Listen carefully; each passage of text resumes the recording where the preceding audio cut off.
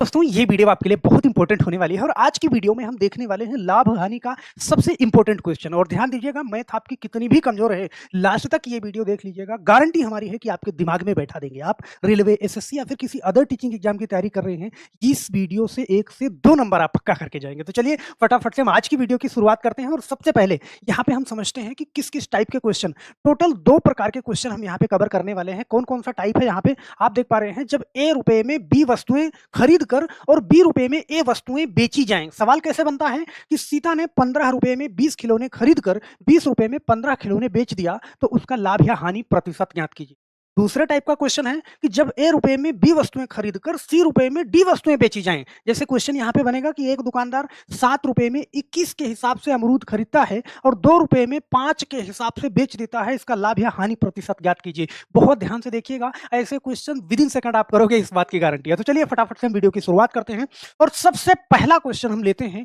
यहाँ पे आपके सामने है कि सीता ने 10 रुपए में 15 खिलौने खरीदकर 15 रुपए में 10 खिलौने बेच दिया। बताइए उसने कितने प्रतिशत का लाभ या हानि कमाया। बहुत ध्यान से देखिएगा, यहाँ पे कह रहा है कि 10 रुपए में 15 खिलौने। बड़े ध्यान से ऐसे समझना कि भैया 10 रुपए में 15 खिलौने वो खरीद रही है, ये खरीद है।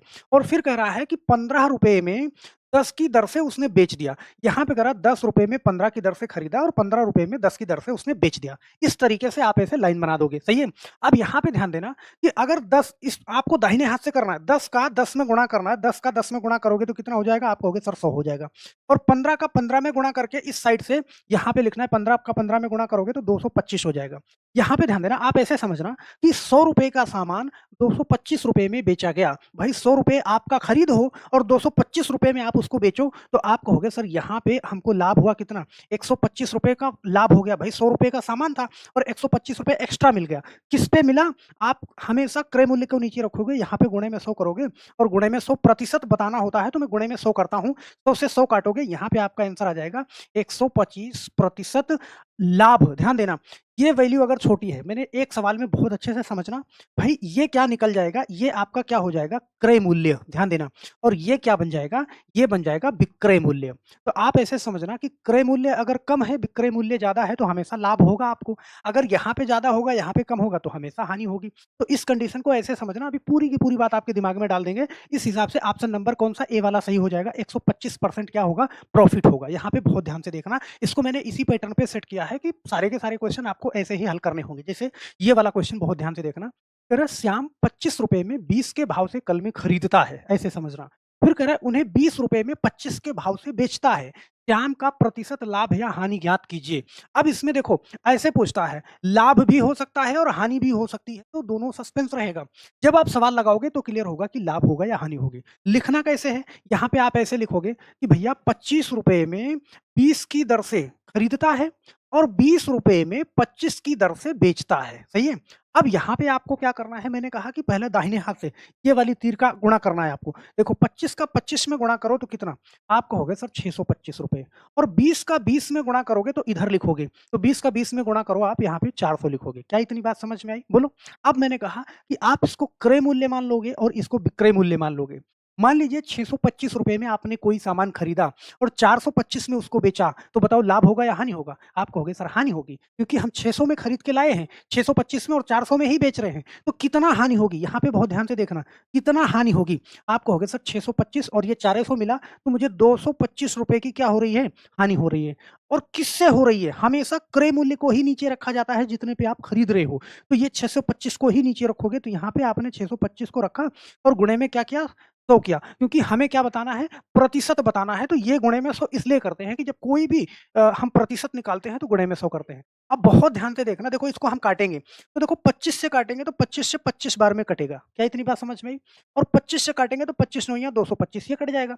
और इस 25 से काटेंगे, 25 चौका 100 और 9 चौका 36, ये 36% क्या आएगा, ध्यान देना, 36% लॉस आएगा, अर्थात हानि आएगी। इस बात को समझना, हानि। क्यों, क्योंकि ये वाला वैल्यू, ये वाली वैल्यू आपकी क्या है, छोटी है, सही है। ये खरीद है और ये बिक्री है, तो 36% की हानि आएगी। ऑप्शन नंबर डी वाला आपका सही हो जाएगा। क्या इस टाइप का क्वेश्चन कर लोगे बहुत प्यार से। ध्यान देना, सेम ऐसे ही क्वेश्चन आपको गुमराह करने के लिए वैल्यू में हेर फेर कर देता है। कैसे करता है, यहाँ पे ऐसे समझने वाले क्वेश्चन। कह रहा है कि एक विक्रेता 8 रुपए में 10 केले खरीदता है। यहाँ पे ध्यान देना। भैया कह रहा है कि 8 रुपए में कितने केले? 10 केले खरीदता है। तो फिर यहाँ पे कह रहा है 8 केले 10 रुपए में बेचता है। सिर्फ़ उसने बोलने का तरीका अलग कर दिया। 8 केले 10 रुपए में बेचता है, मतलब रुपए को तो आप एक साइड में लिखोगे ना, मतलब 10 रुपए में कितना? 8 केले खरीदता है। आप ऐसे भी बोल सकते थे कि 8 रुपए में 10 केले खरीदता है और 10 रुपए में 8 केले बेच देता है। लेकिन यहाँ पे होशियारी उसने क्या किया? मान लीजिए आपने रट लिया, तो उसने क्या किया? 8 केले 10 रुपए में ऐसे कर दिया, सही है? तो यहाँ से आप कन्फ्यूज़ हो जाते हैं। चलो, सेम वही कंडीशन है, कुछ नहीं करना मुझे। मुझे क्या करना है? मैंने कहा दाहिने हाथ से इस तरीके से गुणा करना है, तो 8 का 8 में गुणा करो कितना? 64 हो जाएगा। 10 का 10 में गुणा करो तो इधर लिखना है, कितना हो जाएगा? 100 हो जाएगा। देखो 64 रुपए का सामान कितने में बिक रहा है? 100 रुपए में बिक रहा है। अब यहाँ पे ध्यान देना, कितना फ़ायदा हो रहा है? आप कहोगे सर 36 रुपया, और किससे?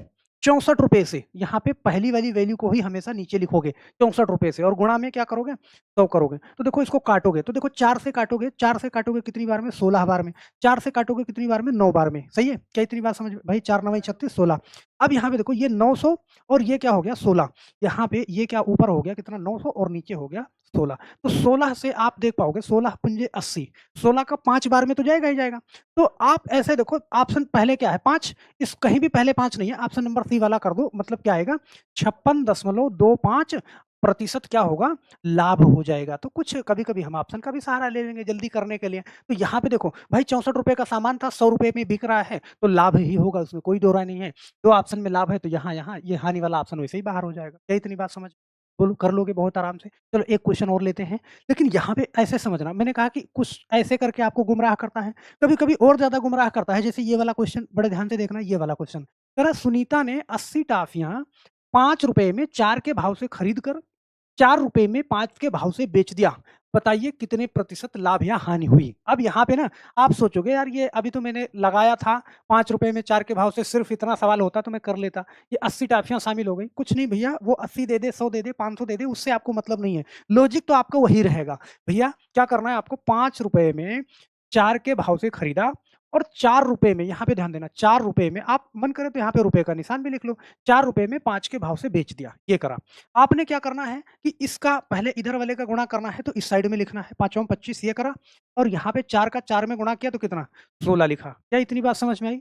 अब आप देखना कि 25 रुपए का सामान 16 रुपए में बिक रहा है। भई 25 रुपए उसकी लागत हो गई और 16 रुपए उसका विक्रय मूल्य हो गया। तो बताओ कि अगर आप 25 रुपए में सामान खरीदोगे और 16 रुपए में बेचोगे तो नुकसान होगा ना, ज़ाहिर-सी बात है। तो यहाँ पे देखो कितने का नुकसान हुआ? आप कहोगे सर 9 रुपए का, और किस पे हुआ? तो आपको 25 से 9 रुपए का नुकसान हुआ, 25 से, तो नीचे हमेशा क्रय मूल्य को ही लिखोगे और प्रतिशत बताना है, इसलिए गुणे में हमें क्या करना है? 100 लिखना है।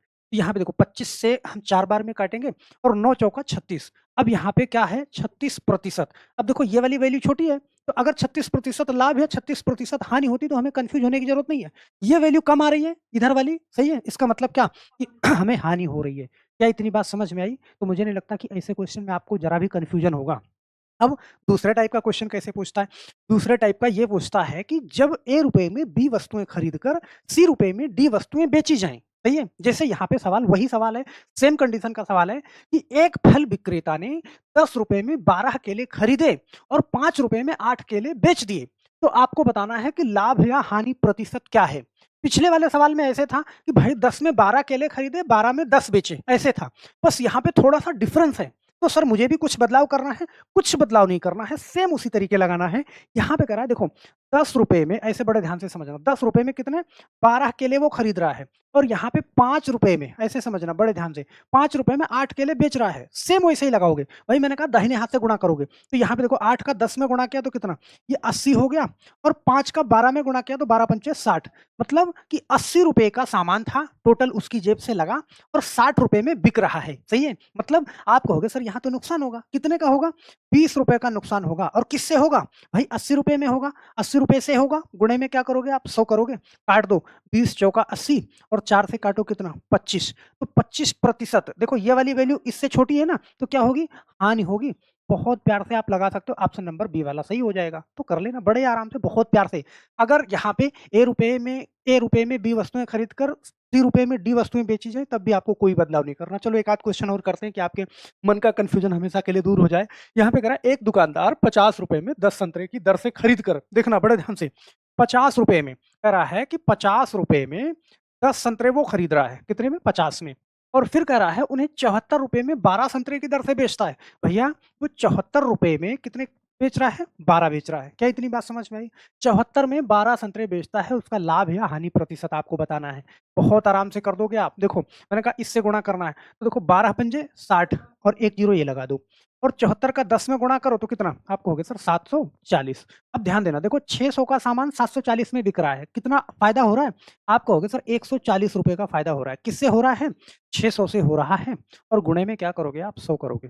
तो देखना 2 जीरो से मैंने 2 जीरो काट दिया। ऊपर 140 है और नीचे 6 है। तो देखो 6 से आप 14 में पहाड़ा पढ़ोगे, सही है? तो 6 दूना 12, 2 बार जाएगा, 6 दूनी 12। अब यहाँ पे ध्यान देना, देखो ये वैल्यू छोटी है और ये वैल्यू बड़ी है, सही है? तो हर कंडीशन में क्या होगा? लाभ होगा। बोलो, अगर यहाँ वाली वैल्यू छोटी होती, ये वैल्यू बड़ी होती तो हानि होती। लेकिन ये वैल्यू छोटी है और ये वैल्यू बड़ी है, सही है? क्रय मूल्य छोटा है और विक्रय मूल्य बड़ा है तो लाभ होगा, सही है? और लाभ होगा तो मतलब पहले 2 आने हैं ये।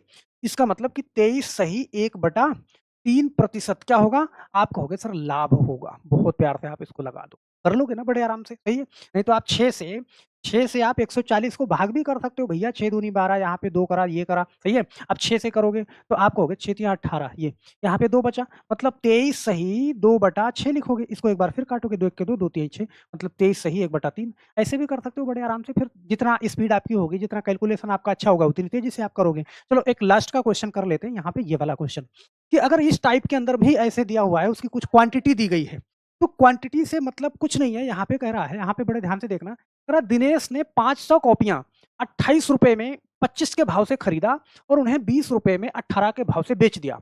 इस प्रकार उसे कितने प्रतिशत का लाभ या हानि हुई? बहुत ध्यान से देखना। भाई 500 कॉपियाँ है ना, कोई मतलब नहीं, क्वांटिटी कितनी भी दी गई हो, परसेंटेज निकालना है, कोई फ़र्क नहीं पड़ता। यहाँ पे कह रहा है ₹28 में कितना? ₹28 में 25 के भाव से खरीद रहा है और कितना? ₹20 में 18 के भाव से वो बेच रहा है। चलो ऐसे मैंने फटाफट से गुणा किया।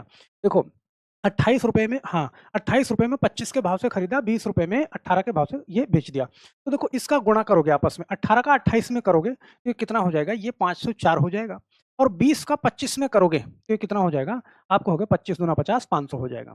यहाँ से ठीक आप देख पा रहे हैं कि देखो ये ₹504 क्रय मूल्य हुआ, ₹500 विक्रय मूल्य हुआ। आप कहोगे सर ₹504 में खरीदा गया और ₹500 में बेचा गया तो उसको ₹4 का तो नुकसान हो रहा है, बिल्कुल नुकसान हो रहा है। यहाँ पे इसको ₹4 का नुकसान होगा और किस पे होगा? ये ₹504 पे होगा, बड़े ध्यान से देखना। और गुणे में क्या करोगे आप? 100 लगाओगे। तो गुणे में 100 लगाओगे तो देखो 100 का 4 में गुणा करोगे तो क्या हो जाएगा? ये 400 हो जाएगा और नीचे 504 से आपको क्या करना है? भाग देना है, सही है? तो भैया 504 से आप 400 में भाग दे नहीं पाओगे। पहले दशमलव बढ़ाओगे, सही है? पहले दशमलव बढ़ाओगे, जीरो, पहले जीरो बढ़ाओगे, फिर दशमलव बढ़ाओगे, फिर यहाँ 1 जीरो उतारोगे तब जाएगा। तो देखो 5 सते 35, मतलब एक ही ऑप्शन मुझे दशमलव में मिल रहा है। हम डी वाला लगाएँगे, 0.79 हमारा आंसर हो जाएगा। तो हम आशा करते हैं कि बहुत प्यार से आप ऐसे क्वेश्चन को लगा लोगे। मुझे नहीं लगता कि इसमें कोई भी आपको दिक्कत होने वाली है। तो अगर ये क्वेश्चन समझ गए हैं बहुत अच्छे से, मैंने कहा कि पहले इधर से ही आपको गुणा करना है, सही है? पहले दाहिने हाथ से ही गुणा करना है और इस तरीके से ये पैटर्न यूज़ करोगे तो दोनों टाइप के सवाल आपके कभी नहीं फँसेंगे। विदिन सेकंड आप जवाब दे लोगे। मैंने दशमलव वाले भी लिए, उलझाऊ से उलझाऊ क्वेश्चन भी लिए। इससे टफ क्वेश्चन आपको कभी नहीं मिलेंगे। अब आप नहीं कह सकते कि हमारी मैथ कमज़ोर है। मेरे एक सवाल का जवाब दे के जाइएगा, सारा का सारा डर आपका निकल जाएगा। यहाँ पे कह रहा है एक फल विक्रेता ने ₹10 में 12 केले खरीदे और ₹20 में 16 केले बेचे। तो लाभ या हानि प्रतिशत ज्ञात कीजिए। आपके सामने 4 ऑप्शन है, 50% लाभ, 25% हानि, 26% लाभ, 36% हानि। ये आपके लिए होमवर्क है।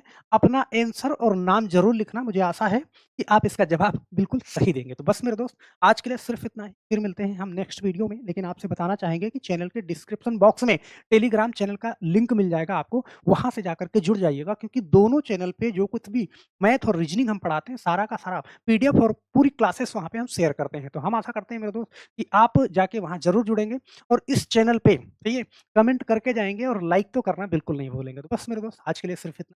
फिर मिलते हैं नेक्स्ट वीडियो में। तब तक के लिए आप सभी लोगों का बहुत-बहुत धन्यवाद। जय हिंद।